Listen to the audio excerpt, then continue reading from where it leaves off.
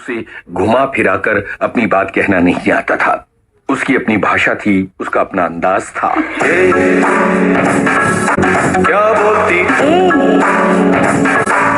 क्या मैं बोलूं सुना आती क्या खंडाला।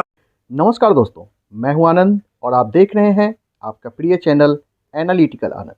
आज की इस एपिसोड में एक विशेष चर्चा। 90 के दशक ने प्यार को बहुत खुला और बिंदास बना दिया था, और जब सदी बीतने लगी तो सब कुछ और भी ज्यादा उथला हो गया। नायक अब सीधे नायिका से मोबाइल नंबर मांगने लगा। What is mobile number? What is your smile number? करनी है private party. What is your private number? यही वो दौर था जब दुनिया ग्लोबल हो रही थी। ऐसे दौर में आदित्य चोपड़ा लेकर आए अपनी तरह की प्रेम कहानी दिलवाले दुल्हनिया ले जाएंगे। कॉर्पोरेट हो रही इस दुनिया में प्यार तो था पर बगावत नहीं। नए दौर की इस फिल्म का ये नायक जिद करता है कि वो शादी करेगा तो माँ बाप की मर्जी से। तुझे देखा तो ये जाना प्यार होता है दीवाना सनम। आज का ये वीडियो हमारे उन प्यारे दर्शकों के लिए जो मीडियम वेव्स को पसंद करते हैं और मीडियम वेव्स के लिए एक अच्छे रेडियो की तलाश करते हैं। तो करते हैं हम रेडियो के बैंड को मीडियम वेव्स पे, और ये प्रोग्राम हम मीडियम वेव पे सुनेंगे। कृति का और ज्यादा शिकार हो गया। अब प्यार एक बार नहीं बल्कि बार बार होता है। फिल्म है तू झूठी मैं मक्कार। इस फिल्म के आकाशवाणी से प्रसारित हो रहे इस विशेष कार्यक्रम को पहले एफएम पे सुना और अब आप सुन रहे हैं इसे मीडियम वेव्स पे। आईआर ट्रिनिटी मेरे रेडियो कलेक्शन में से वो शानदार रेडियो है जो मीडियम वेव्स के लिए मुझे बेहद पसंद है, और मैं इस पे अलग अलग फ्रीक्वेंसीज पे ट्यून करके आपको वो प्रोग्राम सुनाऊंगा जो आकाशवाणी के मुख्य स्टेशन से आज प्रसारित किए जा रहे हैं सभी जगह से। एक दिन गुजरे जो हम मैं कदे जिला प्रहरी छोड़ से एक मैं जा रहा था मैं से रिश्ता जोड़ के हमने 2022年北京冬奥会的成功举办，让14亿多中国人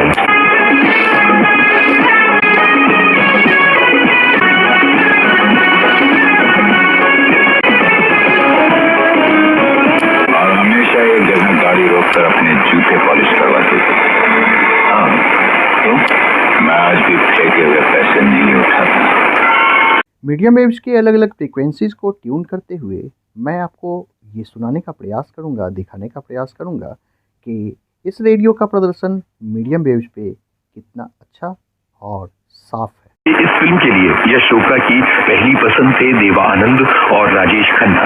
हालांकि सलीम जावेद ने सुझाया था अमिताभ बच्चन और शत्रुघ्न सिन्हा का नाम। अमिताभ बच्चन के छोटे भाई रवि की भूमिका के लिए आखिरकार शशि कपूर चुने गए, जो अमिताभ बच्चन से बड़े थे। चूंकि वो स्क्रीन पर छोटे भाई की भूमिका में जचते हैं तो जनता इसे बाकायदा स्वीकार करेगी, और यही हुआ। तब तक एक भाई बोल रहा है, एक भाई सुन रहा है। जब एक मुजरिम बोलेगा, एक पुलिस अफसर सुनेगा। I'm falling in love, stranger. I'm falling in love with a stranger. आज है तारीख 15 फरवरी और आकाशवाणी से ये विशेष कार्यक्रम विविध भारती के संपादकीय का अंश है, जहाँ से प्रेम के बदलते स्वरूप पर ये विशेष कार्यक्रम प्रसारित हो रहा है, जिसे आकाशवाणी के सभी मुख्य केंद्र प्रसारित कर रहे हैं। चलचित्र के 50 वर्ष पूरे होने के उपलक्ष्य में इस कार्यक्रम की रिकॉर्डिंग की गई थी विविध भारती के केंद्र में, और इसके बाद इस कार्यक्रम में जिस बात की चर्चा हो रही है वो है पंडित नरेंद्र शर्मा जी के लिखे हुए कुछ गीतों की, उनके जीवनी की और विविध भारती से जुड़े हुए उनके स्मरण की।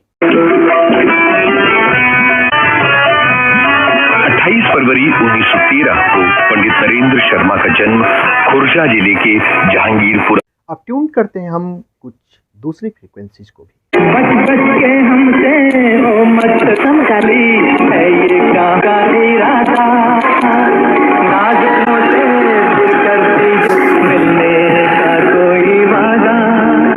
बच बच के हमसे ओ मतली है ये कहाँ का इरादा नाजुक लबों से फिर करती गीतकार के तौर पर पंडित नरेंद्र शर्मा की पहली फिल्म थी हमारी बात, जो 1943 में आई थी। आकाशवाणी के पंचरंगी कार्यक्रम विविध भारती की परिकल्पना, उसका नामकरण और उसका आरंभिक स्वरूप भी पंडित नरेंद्र शर्मा की ही देन है। B.R. चोपड़ा की मशहूर सीरियल महाभारत के निर्माण में महत्वपूर्ण भूमिका निभाई थी। वे एक प्रसिद्ध गीतकार भी थे। ज्योति कलश छलके, ज्योति कलश छलके, वे गुलाबी लाल सुनहरे रंग डलवाए, ज्योति कलश छलके। मूल रिकॉर्डिंग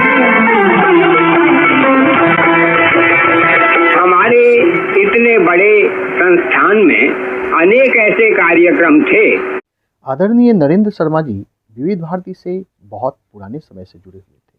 विविध भारती के पंचरंगी कार्यक्रम की रूपरेखा उन्हीं के द्वारा तैयार की गई है और आप ये जो रिकॉर्डिंग सुन रहे हैं उनके साथ विविध भारती में हुई बातचीत की रिकॉर्डिंग है। ये लिखना अब सामान्य श्रोता की जो आवश्यकताएं थी उसमें विविधता भी होनी चाहिए और भारतीयता भी होनी चाहिए। तो इन दो आवश्यकताओं की पूर्ति के लिए विविध भारती उपयुक्त सिद्ध हुआ और इस प्रकार इसका प्रसारण आरंभ हुआ। विविध भारती के उत्थान में नरेंद्र शर्मा जी का बहुत बड़ा योगदान रहा है। अब इनके बाद एक प्रतिष्ठित प्रोड्यूसर प्रीतीश नंदी जी की कहानी, जो एक पत्रकार भी थे। जाने माने लेखक, संपादक और निर्माता प्रीतीश नंदी का 8 जनवरी को निधन हो गया। वे 73 बरस के थे। प्रीतीश नंदी मूल रूप से पत्रकार और ट्यून करते हैं अब एक और दूसरी फ्रीक्वेंसी। निधन हो गया। वे 73 बरस के थे।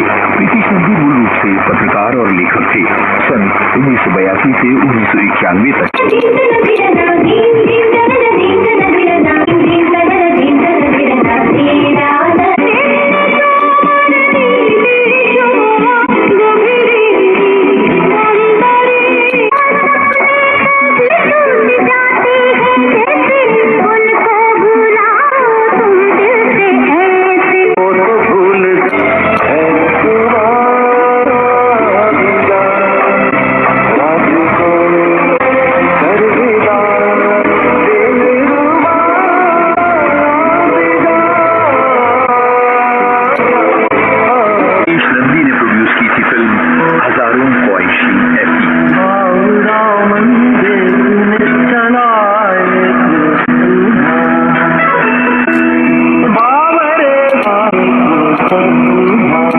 दूसरी फ्रीक्वेंसी पे इसको सुने हम।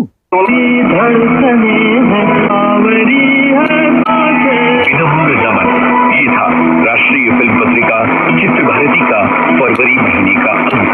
इस कार्यक्रम के लिए शोध, आलेख और स्वर यूनुस खान का। आकाशवाणी के इस बेहतरीन कार्यक्रम के साथ साथ मेरा प्रयास यह रहा है कि आपको इस रेडियो की दूसरी फ्रीक्वेंसीज पे भी कुछ अच्छे कार्यक्रम और रिसेप्शन को साथ में दिखाता सुनाता जाऊं।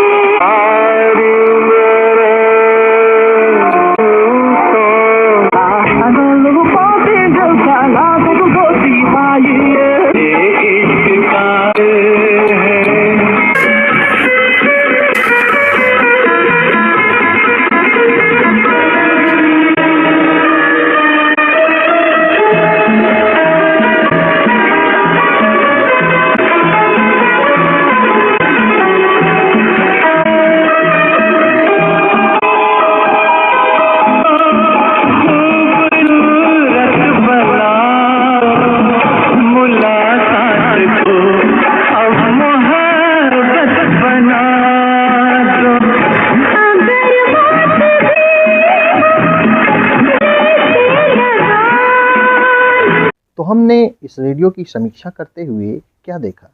मीडियम वेव पे इस रेडियो ने बहुत ही बेहतरीन प्रदर्शन किया।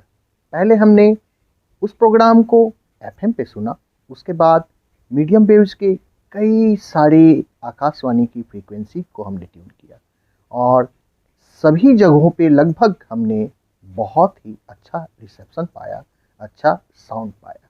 और मीडियम वेव्स के जो नेचुरल प्रॉब्लम्स होते हैं, जो डिस्टरबेंस होते हैं, वो थोड़ी बहुत तो हर रेडियोज़ में रहती है, लेकिन उसके साथ ही इसने मीडियम वेव्स पे बहुत ही बेहतरीन प्रदर्शन करके आपको दिखाया और साउंड भी अच्छा सुनाया।